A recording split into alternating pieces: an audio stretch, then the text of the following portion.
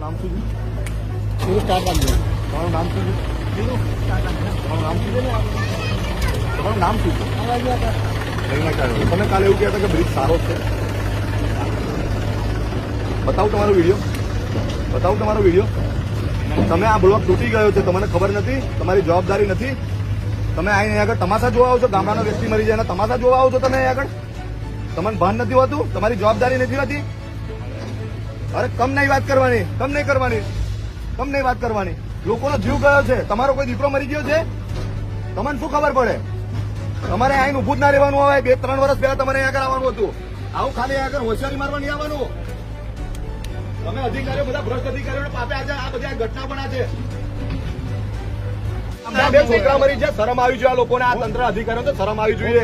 વ્યક્તિ છું, ખાલી સેવા જ કરું છું. તમારી વાત 100% ની હું એગ્રી છું તમારી વાતમાં. 2022 થી આ લોકોને ખબર છે, પેલા નાયકા વાળા જે બોલા છે ને એને ખબર છે. બોગસ માણસ છે ઈયો. મારા ગઢા તો પૈસા લેવાના નહીં. અરે મદદ તો કરી, આ બધી મદદ ખાલી મારી વાત હોબરો, આ મદદ કોઈ કામની નથી. આ બધું જલાશો છે, જલાશો ખાલી. આ તો લોકો મરી જાય પછી જલાશો કર્યા છે આ લોકો. એમને બોન નથી, આ ફોન કર્યા કરે છે, બધાને ખબર નહીં. થોડું રિક્વેસ્ટ અરે આઈને કાલે હોશિયારી ટોકતો તો એની ફરજ પણ નથી આવતું.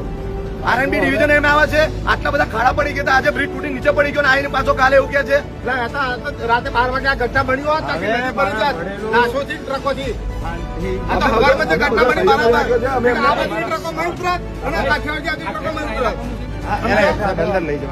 થોડી વાર સાઈડમાં કરી સવારમાં જે ઘટના બની બરાબર બની, રાતે 12 વાગે આજે 2022 ની રજૂઆત કરી છે. સાધનો પબ્લિક આ અધિકારી આઈને એવું કે છે કે મને ખબર નથી ને હવે આ તૂટી ગયા પછી એવું કહેતો કે આ બ્લોક તૂટ્યો છે. અહીંયા આગળ 20 જણા મરી ગયા છે. હવે તમે શું વાત કરો છો? આવી શરમ આવી જોઈએ તમને જરી કઈ.